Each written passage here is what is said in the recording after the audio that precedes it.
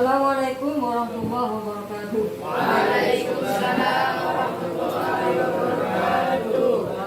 Apa kabar? Sehat semua? Alhamdulillah. Mari kita bersyukur kepada Allah karena hari ini kita masih kepada Allah untuk bertemu lagi di dalam proses mata pelajaran. Sebelum kita lanjutkan, Maaf ya. marilah kita berdoa bersama-sama.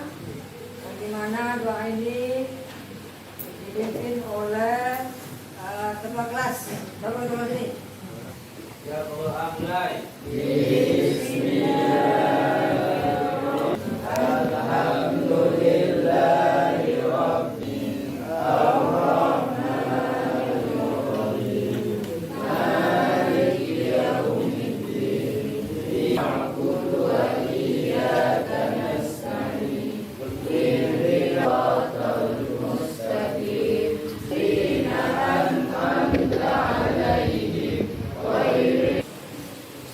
Terima kasih kami ucapkan kepada ketua kelas yang telah memimpin doa pada sore hari ini. Sambil menunggu Bapak absen ya, silakan yang masih belum rapi pakaiannya untuk dirapikan. Bajunya masih ada, kecuali yang memang demam, sakit, tidak masalah. Tapi yang badannya untuk merapikan pakaiannya sesuai dengan seragam hari. Yang kedua, kalau ada sampah di bawahnya tolong dirapikan dulu supaya kita menuntut ilmu ini. Ilmu itu adalah apa? Yang bersih, jadi suka dengan hal-hal yang bersih. Coba lihat siapa semua hadir aja. Hadir, alhamdulillah. Anak-anak sekalian, betapapun kekurangan yang kita miliki di dalam menuntut ilmu, baik itu kurang materi, pelajaran kurang, atau fasilitas kita kurang, dari rumah ke sekolah pakai sepeda ontel ya. Menurutkan semangat kalian untuk belajar menuntut ilmu ya. Karena menuntut ilmu adalah kewajiban untuk menuntut masa depan yang lebih baik. Karena janji Allah di dalam Al-Quran, yarfa'illahu alladhina amanu minkum walladhina utul ilma. Allah akan mengangkat orang yang mempunyai ilmu dan yang beriman. Selanjutnya kita juga wajib bersyukur kepada Allah karena kita sekarang ini diposisikan sekarang masih berada di tempat yang aman, damai, makmur, yaitu di mana bangsa Indonesia ini tidak ada jokes atau apapun, sehingga di dalam proses belajar mengajar, di dalam beribadah kita tenang.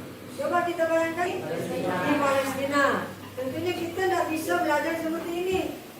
Mana lagi baru bom kan? Artinya kita tidak belajar dengan kalau tidak tenang ilmu tidak akan masuk. Nah, kewajiban kita adalah sekarang adalah mencintai negara Indonesia dengan sepenuh hati. Sebagaimana slogan yang disuarakan oleh para pengkul wakon minal, artinya cinta tanah air sebagian daripada. Masih ingat kemarin? Apa tuh?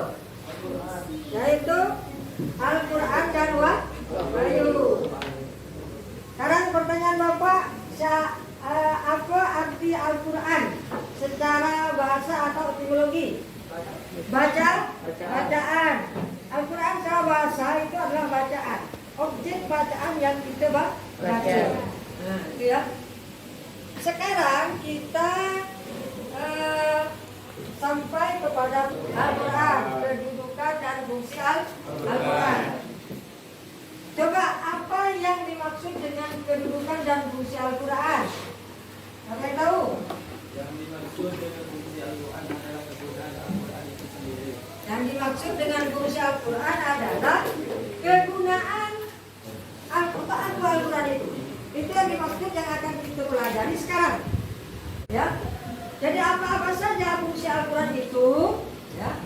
Apa saja fungsi Al-Quran itu? Untuk apa Al-Quran itu?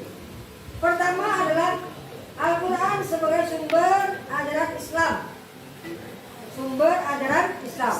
Kita lihat di surah An-Nisa ayat 105. Bacaan ya. billahi minasyaitonir rajim. Bismillahirrahmanirrahim. Inna anzalna ilaikal kitaba bil haqqi litahkuma bainan nas bima araqallahu wa la takun lil kha'inina khasima. Bisa lihat? Bisa ya? Mari kita baca bersama-sama. Bismillahirrahmanirrahim. Itu Bismillahirrahmanirrahim. Inna anzalna. Sama-sama. Bapak dulu, baru kalian. Ya? Inna anzalna. Ilaikal kitaba. Bil haqqi. Litahkuma bainan nasi. Bima araqallahu. Wala takun. Lil kha'inina khasima. Nah, itu adalah dalil tentang Al-Quran sebagai sumber ajaran Islam. Artinya, inna anzalna ilaikal kitaba bil haqqi litahkuma bainan nasi bima aradallah wa la takun lil kha'inina khasima. Artinya, sesungguhnya kami telah menurunkan kitab Al-Quran kepadamu Muhammad dengan hak agar kamu memutuskan perkara di antara manusia dengan apa yang telah Allah ajarkan kepadamu. Janganlah engkau menjadi penentang orang yang tidak bersalah karena membela para pengkhianat. Yang perlu digarisbawahi sekarang adalah litahkuma. Ada bacaan litahkuma itu ya? Ya. Litahkuma ya ini ya. Litahkuma itu artinya untuk menghukumi. Untuk menghukumi atau memutuskan. Siapa yang tahu hukum Islam itu ada berapa? Hukum Islam ada di wajib, haram, sunnah, makruh, mubah. Ada 5. Semua itu ada di dalam Al-Quran. Jadi semua itu ada. Jadi kita Al-Quran itu penjelas dan apa yang akan kita kerjakan itu apakah haram atau mubah atau sunnah atau apa? Atau makruh. Itu berada di dalam Al-Quran. Tapi yang perlu diingat oleh kalian itu adalah bahwa Al-Quran itu biasanya hukumnya itu bersifat mujmal. Mujmal artinya sifatnya umum, tidak khusus. Ya, tidak khusus. Arti di dalam Al-Quran di dalam Al-Quran itu harus ada penjelasan yang lebih khusus. Biasanya Al-Quran itu diterjemahkan atau ditafsirkan oleh hadis. Ya, jadi Al-Quran itu biasanya ditafsirkan oleh hadis. Hadis di sini kedudukannya biasanya sebagai tafsir, sebagai bayan penjelasan daripada Al-Quran. Ada Al-Quran itu hukumnya biasanya hukum-hukum dalam Al-Quran itu biasanya bersifat muhkamat. Artinya hukum dalam Al-Quran itu bersifat muhkamat itu artinya pasti, jelas, bahasanya tidak kontroversial. Contoh umpamanya tentang masalah tentang keesaan Allah. Itu dijelaskan di dalam surah Al-Ikhlas ayat 1. Qul huwallahu ahad. Katakanlah Muhammad, Allah itu satu. Itu jelas, tak ada penafsiran lagi. Itulah disebut dengan ayat-ayat muhkamat. Jadi tidak ada penjelasan. Itulah dia penjelasannya. Ada juga ayat yang bersifat mutasyabihat, yang berkontradiksi antara satu dengan yang lain. Nah, itu biasanya perlu adanya takwil atau tafsir. Contoh umpamanya yang terdapat dalam surah Yadullahu fawqa aydihim. Tangan-tangan Allah di atas tangan-tangan mereka. Nah, itu ya, itu memerlukan tafsir takwil. Kalau itu tidak ditakwil, tidak ditafsir, maka akan menimbulkan suatu masalah. Bayangkan saja, ya Allah, fauqa aydihim, tangan Allah di atas tangan mereka, ya kan? Jadi, kalau diartikan secara bahasa, Allah itu bertangan. Sementara Allah pencipta. Sementara Allah tidak perlu dengan tangan. Tidak bersifat jisim, tidak berbentuk Allah itu. Sementara ini berbentuk, maka harus ditakwil. Ditakwil dengan kalimat apa? Dengan kalimat qadarullah atau ilmullah. Jadi ya Allah wa aidihim maksudnya adalah kekuasaan Allah di atas kekuasaan mereka. Maka perlu diingat bahwa di dalam Al-Quran itu kita jangan pernah menafsirkan sendiri ayat-ayat Al-Quran itu. Karena kayak kalau menafsirkan sendiri itu akan berakibat fatal dengan kita. Jadi kita nanya dengan orang yang tahu dengan tafsir Al-Quran itu. Mengapa Rasulullah SAW memberikan ancaman kepada orang yang menafsirkan Al-Quran dengan dalil sendiri? Mengfassara Al-Quran ini pada yatabawwa maq'adahu minan nar. Barang siapa yang menafsirkan Al-Quran dengan cara sendiri, dengan pemikiran sendiri tanpa adanya ilmu yang dia miliki, maka orang itu layak untuk pasti untuk dimasukkan dalam neraka. Jadi ancamannya itu tidak main-main, yaitu neraka. Kan ada jahanam lagi kan. Jadi jangan pernah menafsirkan Al-Quran dengan ilmu kita seorang yang tidak mumpuni. Tanyalah Al-Quran itu dengan yang ahli. Fas'alu ahla dzikri in kuntum la ta'lamun. Tanyalah kepada Al-Quran, tanyalah kepada ahlinya yang mempunyai ilmu in kuntum la ta'lamun jikalau kamu tidak mengetahui.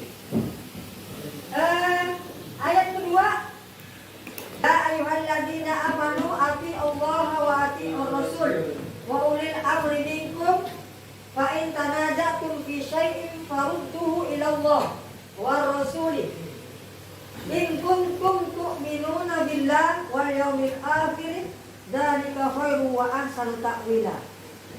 Artinya, wahai orang-orang yang beriman, taatilah Allah dan taatilah Rasul, yaitu Nabi Muhammad serta ulil amri, pemegang kekuasaan. Kalau di dalam tafsir Ibnu Katsir itu ulil amri itu bukan penguasa ya, tapi para ulama. Tafsir semuanya seperti itu. Tafsir Nawawi itu semuanya tidak menyebutkan ulil amri itu penguasa, tapi ulama yang mempunyai ilmu yang berintegritas itu. Di antara kamu, jika kamu berbeda pendapat tentang sesuatu, kembalikanlah kepada Allah dan Rasul jika kamu beriman kepada Allah dan hari akhir. Yang demikian itu lebih baik bagimu dan lebih bagus akibatnya. Jadi apabila ada suatu masalah, maka kita itu kembalikan kepada Al-Quran. Jangan kembali dengan dukun, ya kan? Masalah ngomong dukun, itu syirik. Syirik. Kembalikan semua kepada Al-Quran. Kalau kita galau, ya baca Al-Quran. Kalau kita sumpah, baca Al-Quran. Kalau kita bingung, baca Al-Quran. Kalau hati kita keras, baca Al-Quran. Kalau hati kita keras, itu Al-Quran bacanya. Karena Al-Quran akan memberikan solusi. Jangan kalau ada masalah, lalu mancing di sungai. Karena itu stres, lalu masuk ke sungai, mati. Itu. Jadi kalau kita ada masalah, itu solusinya adalah Al-Quran. Fa'in tanaza'tum fi syai'in farudduhu ila Allah wa Rasul. Jika ada masalah, maka kembalikan Allah dan Rasul. Artinya kembali pada Al-Quran. Sumpah pada Al-Quran. Kalau sumpah pada Quran, tambah bingung. Tambah bingung. Yang kedua, fungsi Al-Quran adalah sebagai petunjuk bagi umat manusia dalam menjalani kehidupan yang lebih baik. Lihat surah Al-Baqarah ayat 2 yang berbunyi A'udzu billahi minasyaitonir rajim. Yuk sama-sama. A'udzu billahi minasyaitonir rajim. Bismillahirrahmanirrahim. Bismillahirrahmanirrahim. Dzalikal kitabu la raiba fihi. Dzalikal kitabu la raiba fihi. Hudan lil muttaqin.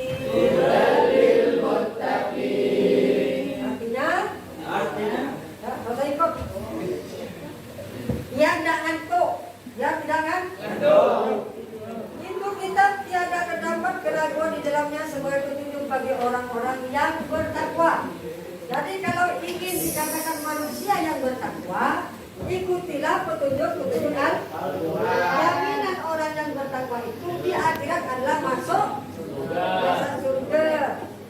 Di dunia, jaminan Allah terhadap orang yang bertakwa di dunia itu adalah rizkinya akan dijamin oleh Allah, dijamin oleh semuanya. Ayat takillah yaj'al lahu makhraja wa yarzuquhu min haitsu la yahtasib. Barang siapa yang bertakwa kepada Allah, maka akan dikeluarkan rezekinya dari jalan-jalan yang tidak disangka-sangka. Yang ketiga adalah Al-Quran sebagai peringatan dan penunjuk. Lihat surat An-Nahl ayat 14 ya. Yang berbunyi A'udzubillahi minasyaitonirrajim. Bismillahirrahmanirrahim.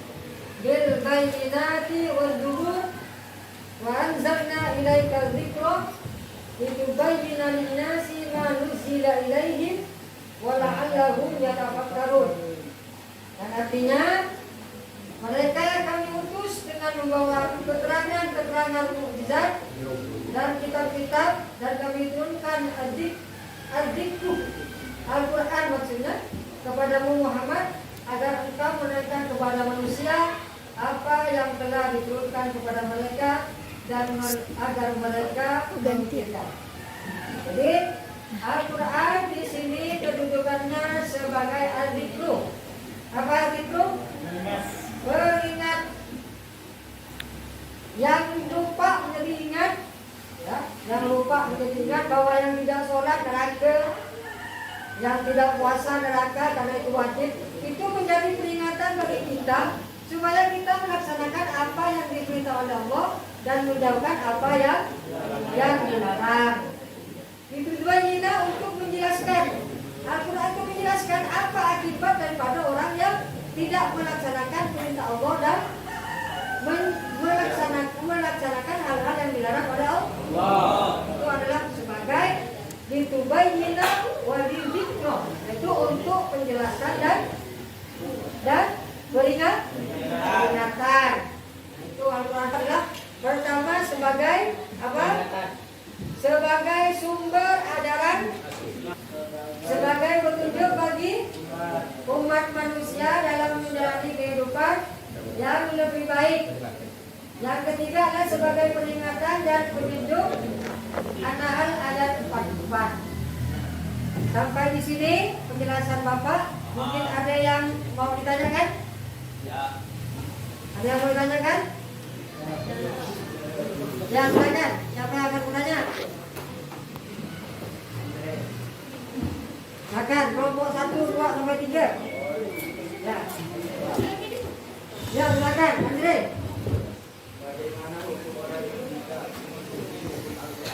Ya, bagaimana hukumnya orang yang tidak menghukumi Al-Quran atau mengikuti Al-Quran? Di dalam Al-Quran Allah menjelaskan, man lam yakum bima anzalallah faulaika humuz zalimun. Barang siapa yang tidak menghukumi hukum-hukum Allah, maka orang itu zalim. Maka kalau zalim gimana tempatnya? Ya, di neraka, hukumnya tetap haram. Kalau yang diharamkan oleh Al-Quran dilanggar, maka hukumnya tetap haram dan masuk neraka. Lah ya. Untuk sudah jelas semuanya? Untuk selanjutnya kita adalah soalan untuk kalian. Yaitu suatu soal pekerjaan untuk kalian yang harus kita isi, yang harus kalian isi. Ini dikerjakan dengan cara kelompok. Silakan kalian bergabung dengan kelompok masing-masing yang telah Bapak bagikan kemarin, ya. Kelompok 1, 2, 3, 4. Silakan dikerjakan. Tugasnya adalah, ya. Tugasnya adalah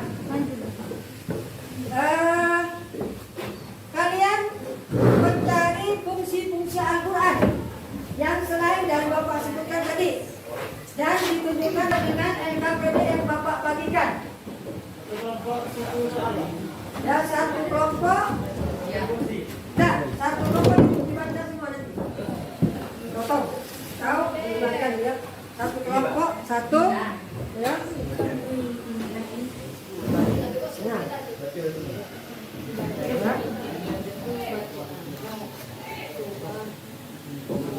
Ya, silakan. Udah siap semua? Siap ya. Kalau ada sesuatu yang kurang jelas, silakan dipertanyakan dengan Bapak. Supaya Bapak bisa membimbing kalian. Terus untuk menambah referensi tugas kalian, yaitu silakan buka kitab terjemah Al-Quran ya. Akan diambil ke kelompok ya. Terus silakan buka Google yang ada di HP kalian.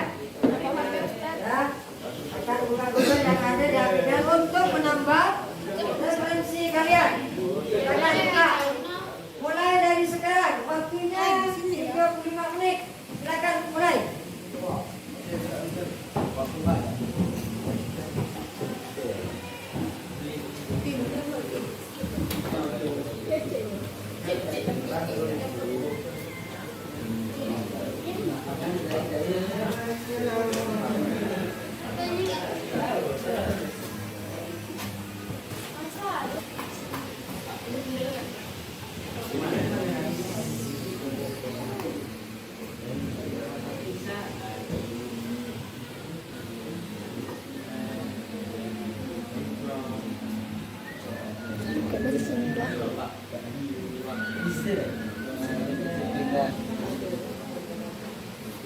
Usah itu di tangannya.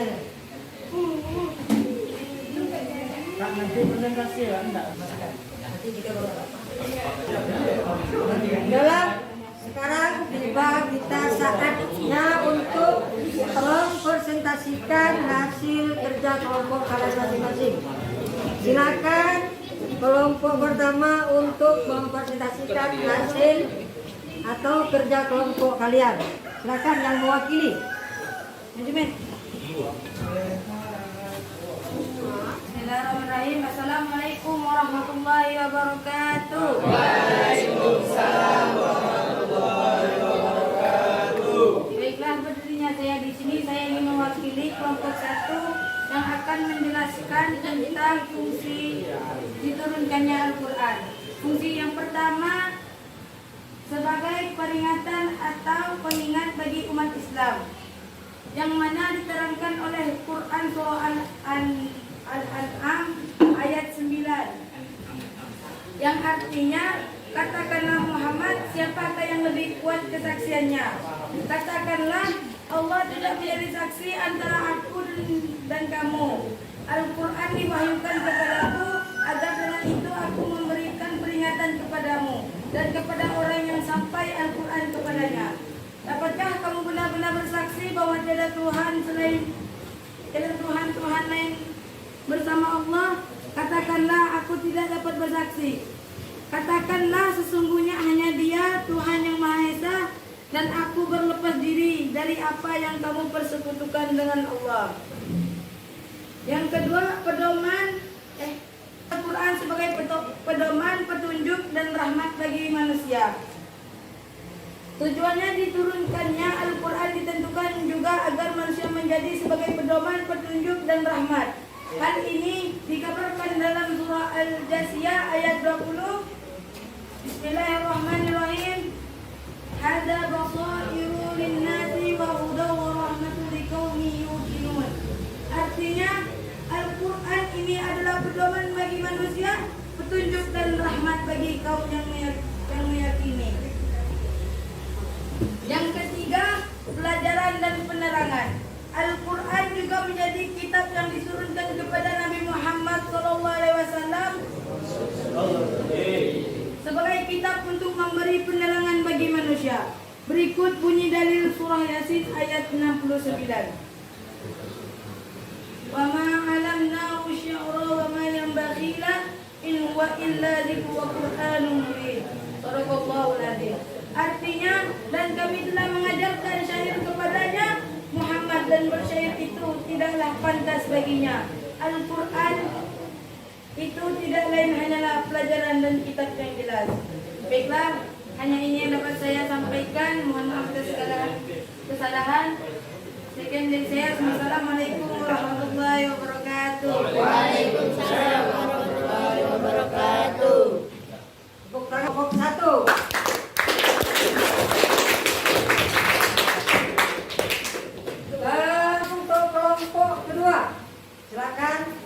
Yang mewakili kelompok 2. Assalamualaikum warahmatullahi wabarakatuh. Waalaikumsalam warahmatullahi wabarakatuh. Tujuan turunkan Al-Quran. Satu, untuk manusia dalam keselamatan dan kebahagiaan. Ujian diturunkan Al-Quran yang pertama adalah untuk memimpin manusia di jalan keselamatan dan jalan yang lurus. Hal ini semata-mata untuk memberikan kebahagiaan hidup baik dunia maupun akhirat. Dijelaskan dalam surat Al-Maidah ayat 15 sampai 16. Allah Subhanahu wa berfirman. Ayat 16 surah Al-Mustaqim yang artinya wahai ahli kitab, sungguh Rasul kami telah datang kepadamu menjelaskan kepadamu banyak hal diri isi kitab yang kamu menyembunyikan dan banyak pula yang dibiarkannya. Sungguh telah datang kepadamu cahaya dari Allah dan kitab yang menjelaskan. Dengan kitab itulah Allah memberikan petunjuk kepada orang-orang yang mengikuti keriduannya ke jalan keselamatan. Dan dengan kitab itu pula Allah mengeluarkan orang itu dari gelap gelita kepada cahaya dengan izinnya yang menunjukkan jalan yang lurus. 2. Memelihara dan mempertahankan martabat manusia. Al-Quran mengajarkan manusia bagaimana cara untuk mempertahankan martabat yang tinggi, yakni memelihara dan mempertahankan dengan iman dan kebijakan. Hal ini diajarkan dalam surat At-Tin ayat 6.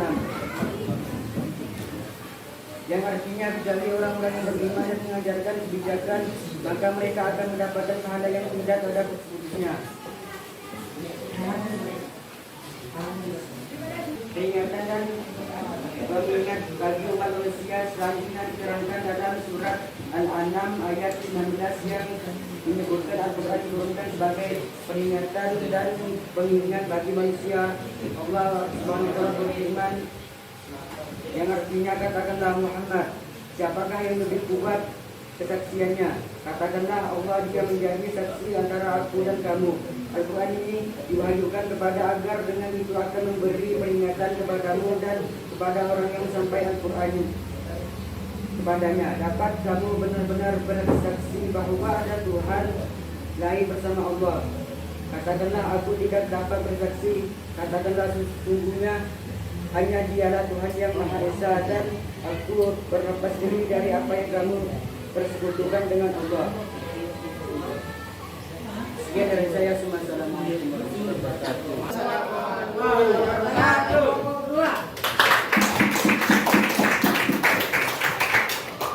Kelompok ketiga. Ya, tiga.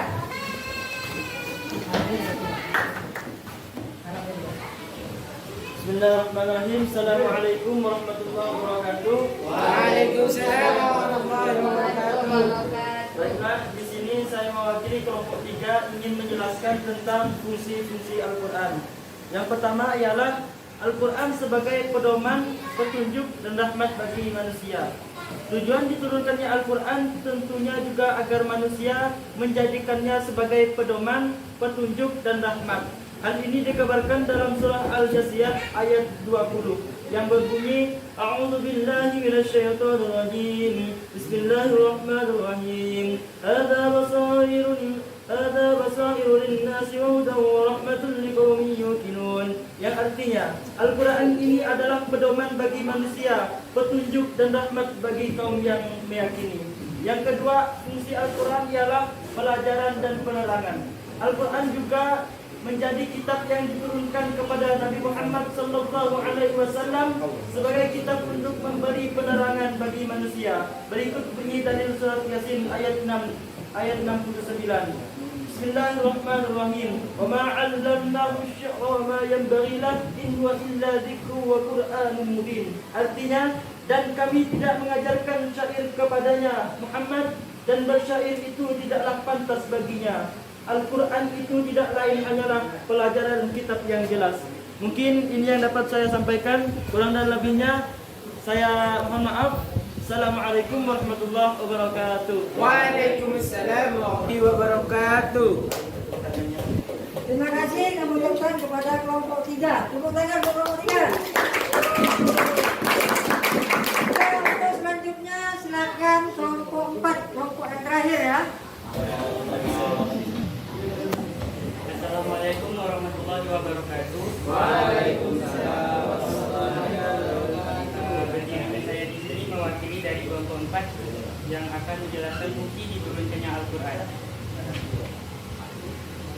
Fungsi diturunkannya Al-Quran adalah peringatan dan pengingat bagi umat manusia dan petunjuk bagi umat manusia. Tujuan diturunkannya Al-Quran tentunya juga agar manusia menjadikan sebagai pedoman petunjuk dan rahmat. Hal ini dijabarkan dalam surah Al-Jasiyah ayat 20. Selanjutnya, fungsi dari Al-Quran adalah pelajaran dan penerangan. Al-Quran juga menjadi kitab yang turunnya kepada Nabi Muhammad SAW sebagai kitab untuk memberi penerangan bagi manusia yang dijabarkan dalam surah Yasin ayat 69. Selanjutnya adalah pemutus hukum.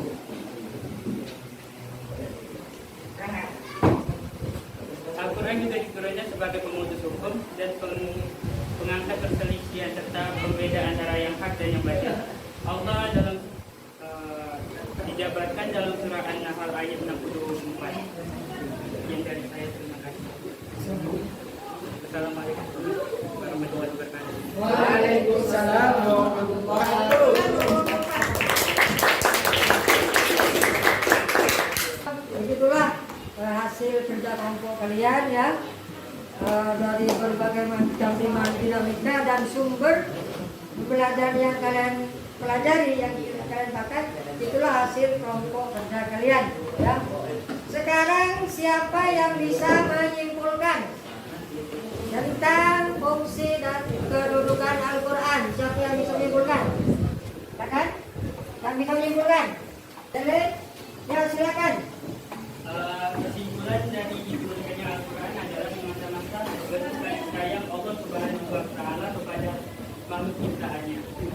Dan itu bentuk daripada sayangnya Allah kepada kita, penciptaannya. Al-Quran diturunkan untuk itu. Karena saking sayangnya Allah, ya, lalu kita diberikan Al-Quran sebagai pedoman hidup supaya tidak keluar dari apa-apa yang diinginkan oleh Allah, dari hukum-hukum Allah. Itulah kesimpulan daripada materi pembelajaran kita pada sore hari ini.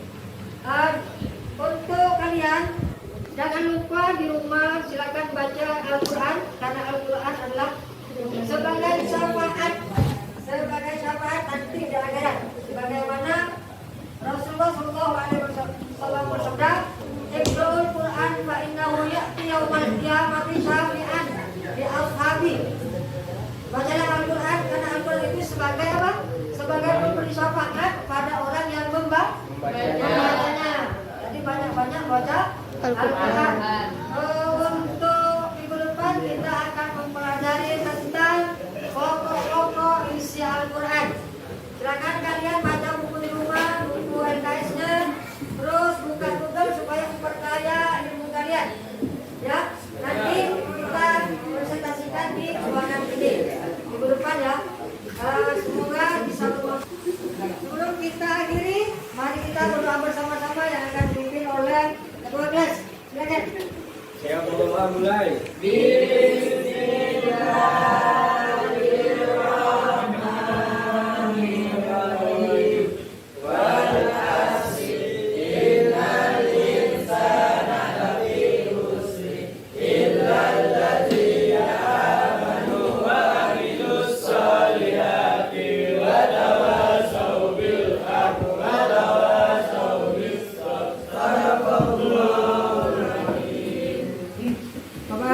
Assalamualaikum warahmatullahi wabarakatuh.